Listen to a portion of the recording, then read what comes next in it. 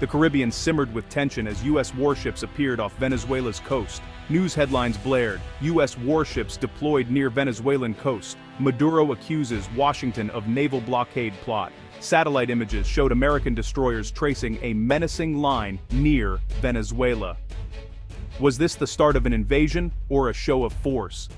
Washington claimed the deployment was to disrupt drug trafficking, but few believed that was the whole story. The real message was aimed at President Nicolás Maduro. For months, the Trump administration had declared Maduro illegitimate, backing opposition leader Juan Guaidó. The warships were the steel fist of a maximum pressure campaign. In Caracas, Maduro denounced the move as imperialist aggression, vowing to defend Venezuela's sovereignty. But behind the bravado, the country was already crippled by economic collapse and shortages. The last thing Venezuela needed was a military confrontation with the U.S. This was more than a local standoff. It was a signal to China, Venezuela's key economic and political patron. China had invested billions in Venezuela's oil industry and shielded it diplomatically. The U.S. naval presence was a warning to both Maduro and Beijing. America would not cede influence in its own backyard. The Caribbean had become a stage for a global contest, with millions of Venezuelans caught in the crossfire. To grasp the crisis in Venezuela, we need to understand the tools of diplomacy. Diplomacy isn't just handshakes in grand halls, it's a toolbox for nations. Economic diplomacy uses money trade deals, aid, or sanctions to sway other countries. Sanctions can freeze assets, or cut off trade, crippling economies. Cultural diplomacy, or soft power, wins hearts and minds through culture, education, and ideas. When people admire your way of life, they're more likely to support your policies.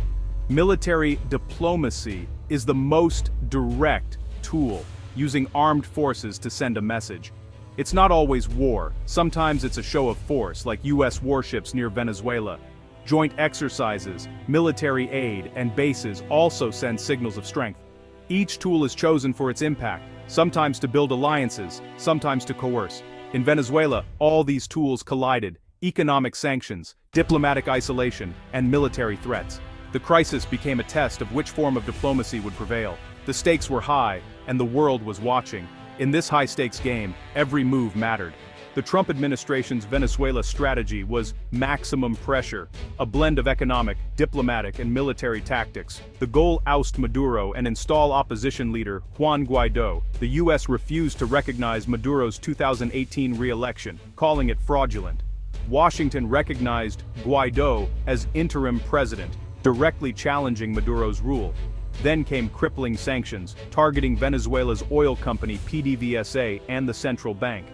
The message: do business with Maduro, and you're cut off from the global financial system. Military threats loomed. All options are on the table, Trump warned. U.S. warships patrolled the Caribbean, a visible warning. Pentagon officials reviewed military plans, and U.S. envoys urged Venezuelan officers to defect. The campaign included an information war, accusing Maduro of corruption, human rights abuses, and narco-terrorism. The aim: delegitimize Maduro and build a case for international action. It was a relentless, multi-front assault: economic, diplomatic, military, and informational. The hope was to isolate and collapse the Maduro government. But the pressure also deepened Venezuela's crisis. The world watched to see if the strategy would break the regime, or the country. The outcome was far from certain. The U.S. campaign in Venezuela is part of a long history of intervention in Latin America. For over a century, Washington has viewed the region as its sphere of influence. The Monroe Doctrine warned Europe to stay out. The U.S. would police the hemisphere. During the Cold War, this meant supporting right-wing dictators and toppling leftist governments. In 1954, the CIA ousted Guatemala's president to protect U.S. business interests. The Bay of Pigs invasion tried, and failed, to overthrow Cuba's Fidel Castro. In 1973, the U.S. backed a coup against Chile's elected socialist president, Salvador Allende. The Reagan era saw funding for right-wing rebels in Nicaragua. These actions, justified as anti-communism, bred deep resentment and suspicion of U.S. motives. Today, many in Latin America see U.S. talk of democracy as cover for intervention. Maduro uses this history to rally support, painting U.S. pressure as imperialism. For him, it's not just about democracy, it's about defending sovereignty. This narrative complicates efforts to build a regional consensus against his rule. The legacy of intervention still shapes perceptions and politics across the continent, and every new crisis is seen through the lens of the past. In Venezuela, history is a powerful weapon. The struggle is as much about memory as it is about power. As US pressure mounted, China became Venezuela's lifeline.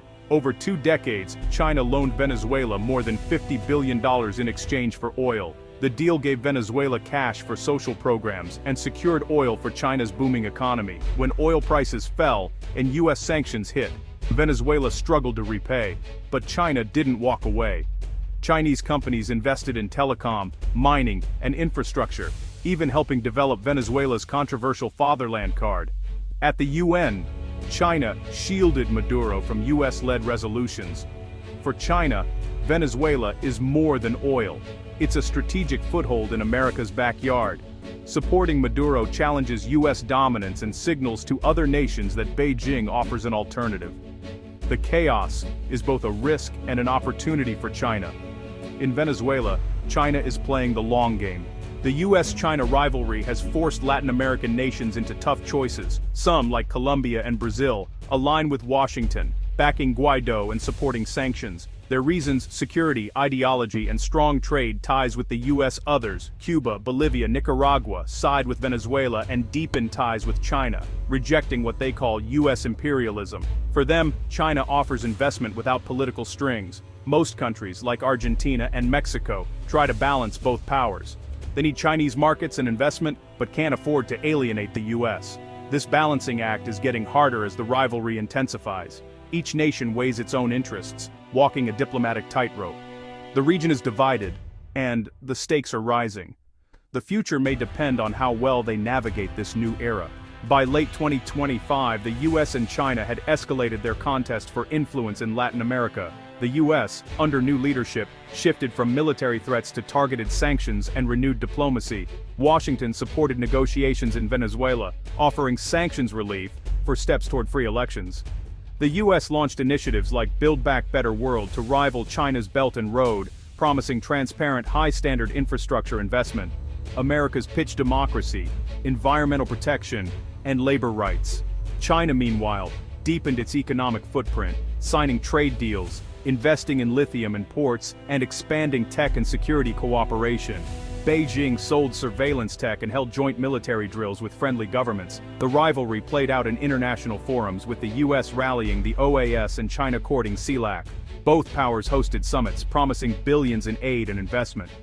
The result: parallel systems of influence, forcing countries to choose or try to benefit from both. The diplomatic tug-of-war is reshaping the region. Every move is calculated, and the stakes keep rising. The chessboard is more crowded than ever.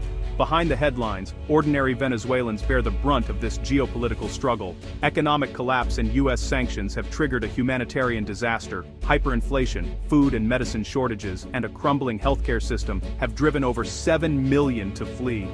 Neighboring countries strain to absorb the influx, sparking social tensions. The crisis is visible in families walking for miles, children without medicine, and professionals forced into menial jobs abroad. If Venezuela collapses further, instability could spill across borders, fueling crime and conflict. For the US, failure means lost influence. For China, it risks billions in loans and investments. Beijing hedges its bets, quietly reaching out to the opposition. Both powers want access to Venezuela's oil and strategic position. The fate of Venezuelans is often secondary in this high-stakes game. The human cost is staggering and growing. The US-China contest in Latin America signals the end of uncontested US dominance. The question now: will countries be forced to choose sides, or can they chart an independent course? The risks are real: polarization, proxy conflicts, and a race to the bottom on standards.